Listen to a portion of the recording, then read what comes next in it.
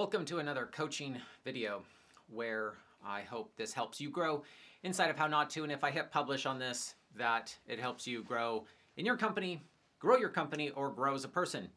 This video's lesson is about WIIFT, or WIIFT, what's in it for them. It is a paradigm shift that unlocks of getting what you want. It is a very powerful thing that helps you sell. It also helps you interact with people really well. It doesn't let people do whatever they want, but it is a superpower to look through another person's eyes. First example is a customer, a new customer. Let's say a hypothetical arborist company in Seattle. What's in their head? You have to start with that.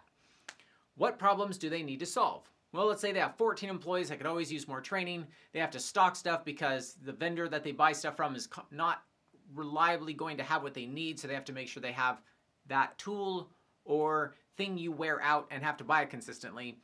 They have to have $10,000 of it on the shelf, taking up space and money. Call them and you could say, we want to sell you gear. It would really help us grow our business.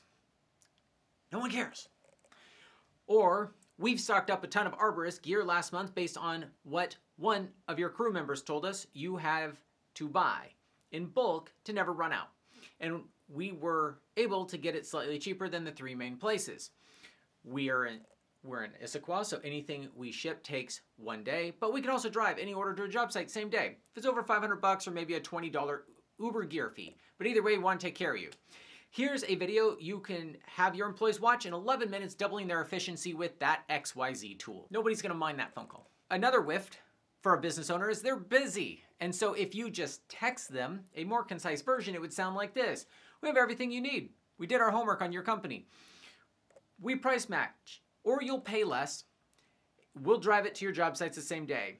Please have your secretary call me to set up an account. This 11-minute video could make your guys twice as fast at XYZ. That's appealing. They might click on the video. Now they've spent 11 minutes with you, not just that text, and they liked the value you brought. They call us, hey, see what this guy's all about. Give them a try for a little bit. Usually they start small and then they work their way up. It took 12 minutes for them to do that. You're more likely to sell them stuff. If you don't understand what's in their head, you cannot do the second part. Existing customer example. My order says it's delivered, but I didn't get it. This is an email we get all the time. What's in their head? Well, they don't want to feel like they need to pay twice to get that gear that they need. They probably needed that gear sooner than later, and they think someone stole that package, and that feeling of something being stolen sucks. So that's what's in their head. Don't worry, we got you. Instantly relieve half those feelings. Then you explain things. People like that. 90% of the time they scanned it at a different place and it gets delivered the next day. 9% of the time it's at your neighbor's house. See if you can check. Maybe they don't like their neighbor. Maybe they won't check. 100% of the time we'll take care of you. Perfect. Let's give it a few days to be released from USPS purgatory, and if it doesn't show up, we'll ship it out again. We'll follow up with you on Friday, or let us know when you get it. You got to put them in follow-ups if you say that. But no one would mind getting an email like that. So something that was a disaster in their mind, they're like, oh, they're going to take care of it. It's not their fault. Good customer service, especially if you follow it up Friday. And literally 99% of the time, we never have to reship it. There's something magical that happens with USPS, that it gets scanned and not delivered. Weekly email examples. What's in their head? I have 120 emails right now. I would like something to be more entertaining to read than a business email. So I would click on something, but it kind of needs to be interesting from the get-go. You're trying to make 3-second decisions so you can get down your list. Nobody likes to be in their inbox too long. Like YouTube, you're on there for a reason, you like being on there, but an email, you're like, eh. Not clickbait, but something that makes it interesting to click on. You want the first thing they read to be value. You want the second thing to read to be value. You want infographics. You want people to be able to scan and be like, oh, I got all the points. You also have words, concise. That is, and that's hard. I think more people read them. We have a very good open rate in our emails because I think we follow these. And then if you go from this to that, we have cams on sale versus do $39 cams get you stoked, right? It's about them. Bobby and I had fun. Yeah, nobody gives a shit. Versus in the wild testing that you love. It's about them. Oh yeah, I like this wild testing. I wasn't supposed to tie a knot in this, title of a video, versus you aren't supposed to tie a knot in this. People love their name, people love you, people want to think about themselves. Video content example, what's in their head? They are either bored and want to be entertained, or they have a genuine question they really, really need to have a good answer for. If they think your video might be fun to watch or helpful for the thing they're wondering, it needs to deliver. And they have 1 billion options to choose from to watch.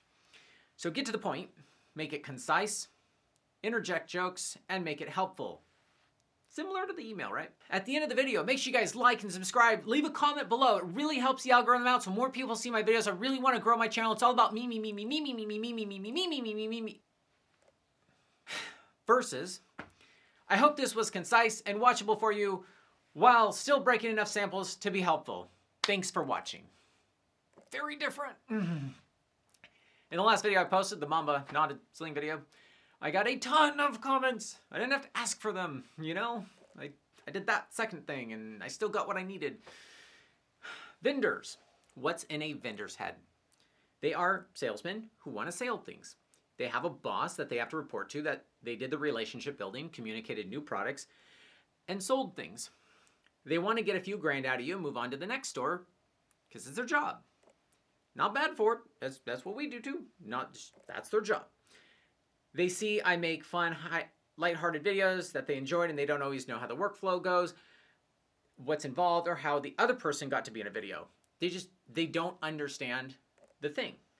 And so a solution we made was to make a role called brand manager. Some outlet for them to be able to communicate with us without it depending on me. Sometimes I engage when I can, but if I can't, there is an outlet for that. That's a box they need to check. I want to provide that for them. The other thing is we want to send out monthly emails showing vendors how we're doing as a store and what makes us click buy on their spreadsheet of stuff that they're trying to sell us. So you kind of put out the WIIFT on a silver platter for them, and then help them understand that videos are a lot of work and how they can get involved, and they don't always have to pay directly for them. And in traditional sponsorship method, there are many levers they could pull in order to add value to the channel, which we would then add value to them. So you're helping them WIIFT us, right? As salespeople, their job is to WIIFT us, but you can help WIIFT them into WIIFTing us. Win-win. Finding new people for the team. Constantly trying to bring people into the team. How do you do that? What's in their head? They keep getting asked to work overtime or getting their hours cut. No stability there. The new middle manager has some weird ego and they can't stand it.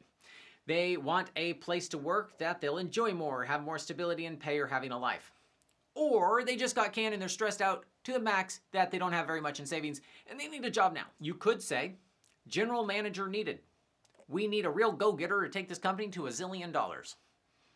Could post that. No one's probably going to apply. Or in your job posting, you could write, manage the best climbing store in the world. Consistent 40 hours, no required overtime, flexible schedule, higher in salary for the position, for what you bring to the table. Generous monthly bonuses is true, because we're starting to implement that, and they would be part of that system if they're managing the store, of course. So that is on the table. You want to tell them about that. Report directly with the owner. And 19 interviews not required, just one, apply here. So you're communicating that there's stability. We're a growing company. The pay is going to be as good as or better as anywhere you're going to go for doing that job. And no corporate politics. They're more likely to say yes to that. And manage the best climbing store in the world tells them it's a climbing store, and also that you're stoked and that you're like trying to go somewhere. This one's great. This is the secret sauce I think more people would need to know. And I'm almost tempted to put this in the applications from now on. Interviewing to get a job. What's in the interviewer's head? What's in it for them? And a stereotypical interviewer. They have 39 applications to go through. Everyone has the same cliche things on their resume. The interviewer isn't stoked to talk to another person. As soon as they're done with your meeting, they're hungry. They're thinking about their teenager who's giving them lip at home. The weather is looking iffy for going boating this weekend. When you understand the person you're trying to sell doesn't give a shit about you, especially middle manager hires, right? Like, I'm more motivated to hire somebody. I need somebody on the team. I have a reason to really like pour myself into making that happen. But like corporate America, if you understand this, that they don't give a shit, you can get them to give a shit. They need a job filled. So 99.99% of interviews always go like this. Me. And it's just, as an interviewer, you're just like, oh my God. I don't really like my boss. He's always been breathing down my neck. They work me overtime all the time. I don't mind chipping in, but I just really want a job where I can have a life, you know. I also need to make more. I haven't gotten a raise since I started there. The commute's also getting to me. I've been there for a few years and I just need like a change of scenery. I'm just kind of like getting older. I just need a change of scenery. When are you gonna get to the part where you're the person? Versus, you can get the job in 3 sentences. I can help you answer every question about gear because I paid attention to what you said and what your missions are and that I line up with. Here's proof I've done the thing you need done based on the application requirements you put. You don't have to micromanage me because I'll micromanage myself for you. I can't fall off the rails from your goal or the target you set for me because I'm going to over communicate with me and then back it off to where you like the amount of communication I give you. It's usually concise in a text message, either a photo or something. You think about me, but you never have to think about me long and you never have to wonder if I'm doing the thing you wanted to do. What's the most helpful partial day task I can do to show you what I can do for you? What's a thing specific to the problems you have right now that I could take home for just a few hours and see if I can solve that for you to show you what I got? Hired. Dating. This works in every part of life. What's in your date's head? Their needs, their wants, their desires, their connection. And everyone's underlyingly selfish. So they want what they want from a relationship. If you find a good one, when you find one who is willing to also give you what you want. Context. If you're sitting at a dinner date and you're having a conversation and you say, I've been single for almost 3 days now. I'm really looking for someone to just distract me, but I really don't want many expectations put on me since my last relationship was such a wet blanket. I travel a lot and do extreme sports that almost get me killed every weekend, lol. No one wants to date that. You're single, right? You can't hide that. Well, hopefully you're single for him. I'm stoked about what I learned in my last relationship. I'll be twice the boyfriend I was before. I look forward to practicing listening better, mansplaining less, and doing those long walks on the beach that all the girls seem to want to do. What's something that makes you feel excited? Ping pong it. Get them to talk.